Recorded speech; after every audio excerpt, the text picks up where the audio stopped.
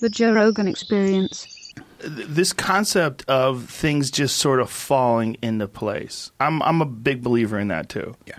What is that though? Is that you getting out of your own way? Like what is that? Isn't that 70% of it? Yeah. Yeah. I'd say it's 70% maintenance of what can I do to do my part to stay out of the way.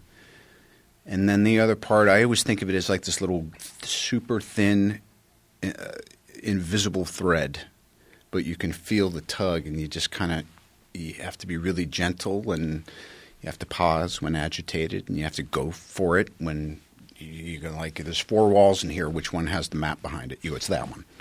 And you knock down the wall and it's there, Yeah, what is that though? That's a synchronicity, intuition. But labeling it is very dangerous because it's so filled with woo. Yeah. So it's, there's so many people that are hucksters that have like made a career out of sort of like labeling it and defining it or teaching you how to get to it. It's great because it's the commodity that you can't capitalize on, and yet if you don't show proof of its existence, you shouldn't even be qualified to speak on it. I don't know. Right. It's the big I don't know. But when it happens, whether it happens with love or with friendship or with a career or with a path you're taking, you just know there's a smile. There's an inner smile like, yeah, this is it. Well put. I found it. This is it. I'm supposed to be doing this. Here we go. Here we go. Yeah. And I really feel it's so funny at this point in my life and being, kind of middle-aged and all that. Well, I know I'm going to fly around the world and I'm going to sell some soap. And I know I have a new project, and I know I've just retired my jersey on this 12-year journey I've been on. And how do I want to start? And it came up, how would you like it? I go, yes, that's exactly what I'm going to do. I'm going to go have the Joe Rogan Experience and kick off this year and this season and this new chapter by doing what I love, which is an interview as we're looking at each other, and there's a give and take. But to answer the question, it can be anticlimactic like anything. I mean, this is surreal, I've maybe seen you around a little bit, but I feel like I know you because I see you all the time and I listen to you, and I'm a martial arts nut. And yeah, isn't it? Sometimes when you get outside of the fortunate, interesting, creative experience you're having, you kind of go like, it's very dreamlike. Yeah. Yeah, my whole life's a dream. Yeah. Except for the ramifications. The ramifications just real. When those come back and bite you in the ass, you're like, yikes, this isn't a fucking dream at all. This is dangerous. Yeah, I remember the first time I met Phil Hartman. I was stunned that I was actually like sitting. We were at a stable read. I was sitting across from him, and I'm like, "How the fuck? You're a famous guy. Like you're a really famous guy. Like I've seen you in movies, man. Like I've seen you on television. Here you are, right there. How weird, And it seems it's very hard to be normal, and then after a while, that becomes normal, and then the fact that it becomes normal becomes surreal, and then it really feels like a dream.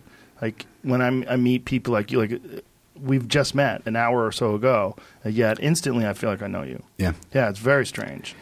But you're not full of shit. When someone's not full of shit, it's pretty easy to get to know them. You say something, I say something back, I go, oh, I know how he works. I see what's going on in there. This is an actual human. Here we go. We're talking. There's a good litmus, too, because you watch your show pretty quick. And I just love it, too, because in your show, you literally, you start, it's a rolling start with you every time. You come into the show and you're already kind of thinking about stuff.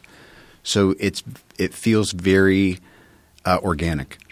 And part of me even this morning was like, I hope he looks into my eyes and doesn't see a complete and utter foolish fraud.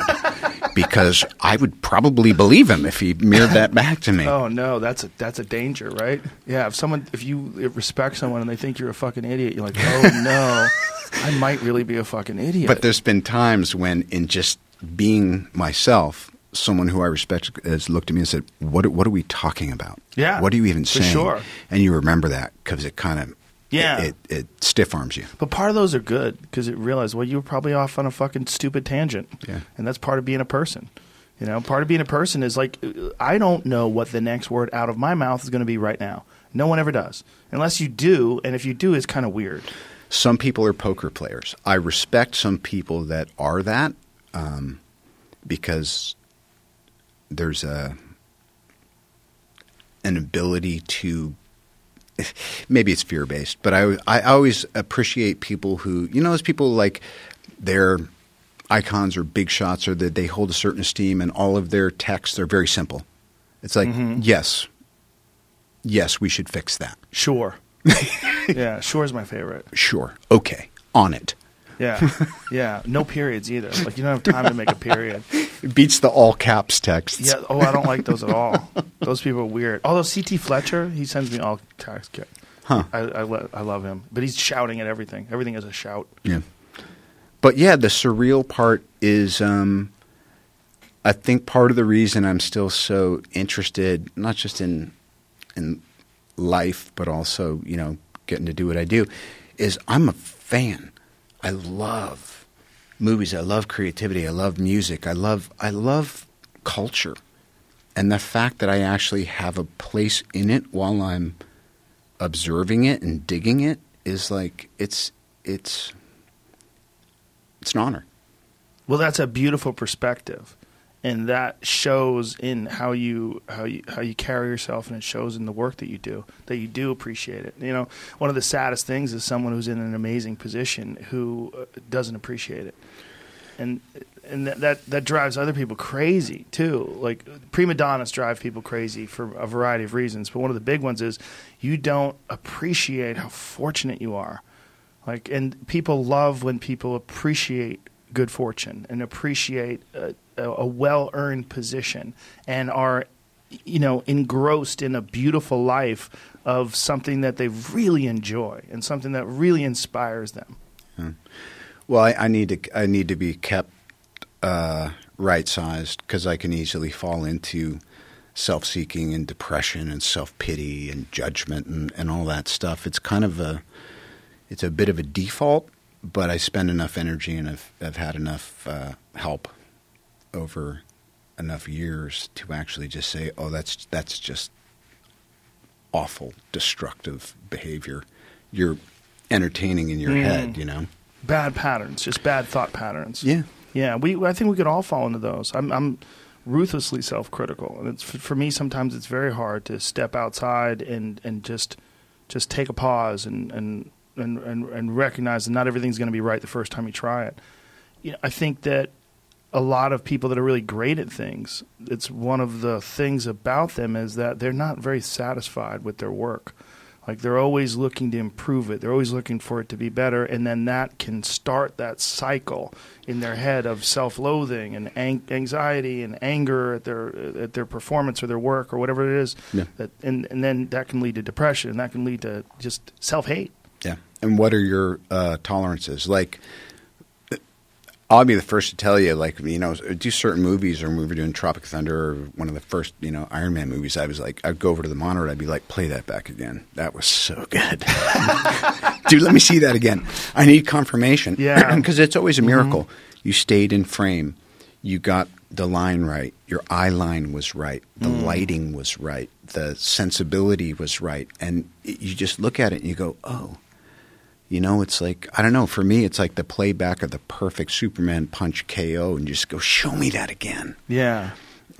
Or when we were shooting Tropic Thunder, I had a little teaser clip for Iron Man, but it wasn't coming out until the next year, and we were going to go to Comic-Con, and so I got to see it and show it to people, and they're like, oh, I think that movie's going to do pretty good. And then when we went to Comic-Con, we saw it, but it used to be like that with music too. Like I write music. I haven't for some time, but you would write something and then you just listen to it on a loop because you go, wow, that's not – I know that I was here and I did that, but it feels kind of inspired and you want to get all that stuff. But, yeah, self-critical is important as long as it doesn't bleed out into and over the edges and just make everyone around you miserable. Right. Again, get out of your own way. Yeah. Again, I mean, that's one of the many tenets of life.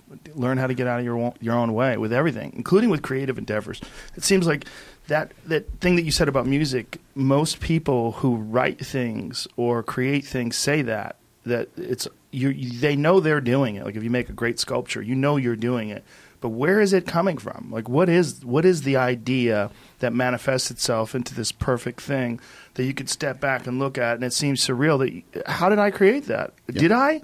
I don't know if I did. I mean, I definitely made my fingers move, but I don't know if that's me. Who wrote that music? Who performed it? I know you did, but there's a thing inside you that sort of like tunes in to this energy of ideas, and then it comes through you. And again, you kind of have to get out of your own way while you're writing something. And then when it comes out, it's a weird feeling. Yeah. It's not like if you hammer a nail into a board, you fucking are very aware you did that. You're very aware. But there's something about the creative process that's you're not totally there. It's weird. Yeah, because it is you and it isn't you. Right. What does you even mean? I love it. Well, you always hear it too in sports. It's like, how'd it go today, Federer?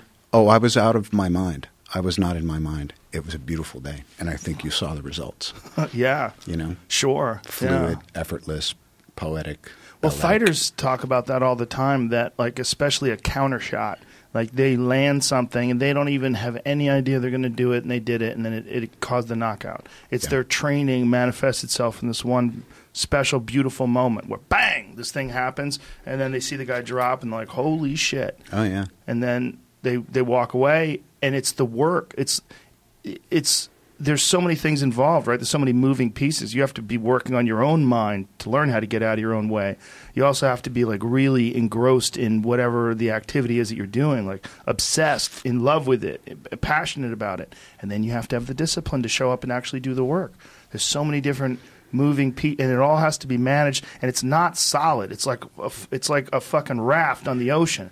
It's moving around. You're always trying to like figure out how to keep it moving and functional. And it always seems unmanageable. And after it's over, you're always like, oh, how the fuck did that even work? Yeah, we call it the fader board. Ah, It's that weird thing of like, how do you get it all?